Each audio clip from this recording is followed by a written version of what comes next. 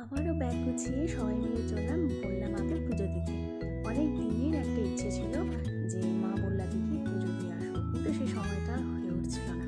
তো ফাইনালি শনিবার দিন আমরা দুপুর 3টার সময় বাড়ি থেকে রওনা দিই, আর বললাতে গিয়ে পৌঁছাই রাত 10টার দিকে। তো দেখতেই পাচ্ছ রাস্তার থেকে ভিড় শুরু হয়ে গিয়েছে, প্রচুর দোকান বসেছিল। তো আমরা প্রথমেই প্রসাদ কিনে মায়ের মন্দিরে গিয়ে মাকে পুজো দিই ভালোভাবে। আর এই দেখো মায়ের মন্দিরের চূড়া, মন্দিরটাও খুব সুন্দর সাজিয়েছিল। যখন মাকে দর্শন করি না, তখন মনের মধ্যে একটা আলাদাই অনুভূতি কাজ করছিল। সেই অনুভূতিটা যে কেমন সেটা আর বলে বোঝাতে পারবো না। যাই হোক, তোমরা কারা কারা এসেছো এখানে পুজো দিয়ে গেছো অবশ্যই কমেন্ট করে জানাবে। আমরা ভালোভাবেই পুজো দিয়েছি এবং পুজো